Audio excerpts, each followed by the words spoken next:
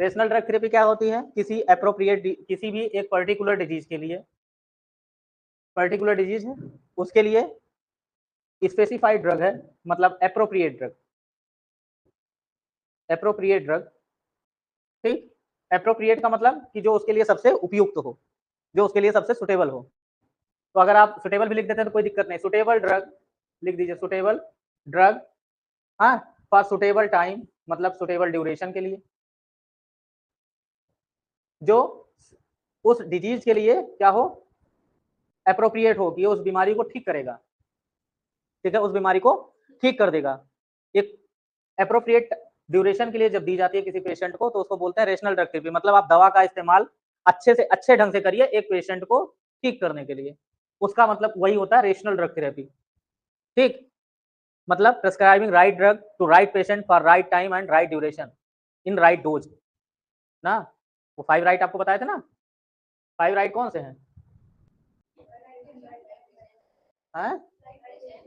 Right patient, right drug, right dose, right duration, right time. तो जब आप appropriately इनका इस्तेमाल करेंगे किसी के ट्रीटमेंट के लिए, उसको क्या बोलेंगे?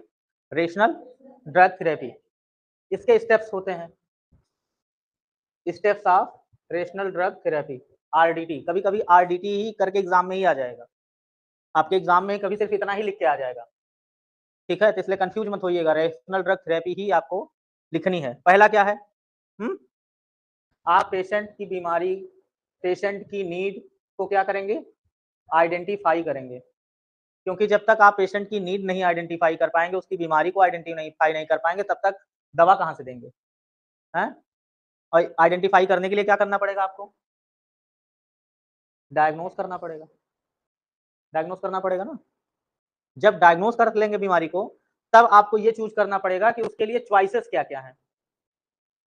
चॉइसेस, चॉइसेस का मतलब समझ रहे हैं? जैसे हमने कहा कि इसको किसी बैक्टीरिया से इन्फेक्शन हो गया है, किसी भी माइक्रोब से हो गया, अब एंटीबायोटिक तो ढेर सारी हैं, चाहे जितने इस्तेमाल कर लो, लेकिन अब कौन सी एंटीबायोटिक उसके लिए सबसे उपयुक्त रहेगी, ये चूज करना पड़ेगा, समझे? तो पहला क्या होगा? पेशेंट की नीड, उसको समस्या क्या है वो आइडेंटिफाई करिए, ये पहला स्टेप हो गया। दूसरा ये है कि जैसे आप नहीं समझ पा रहे हैं तो एक्यूरेट डायग्नोसिस कराएंगे तो आपको एक्यूरेट बीमारी पता चल जाएगी।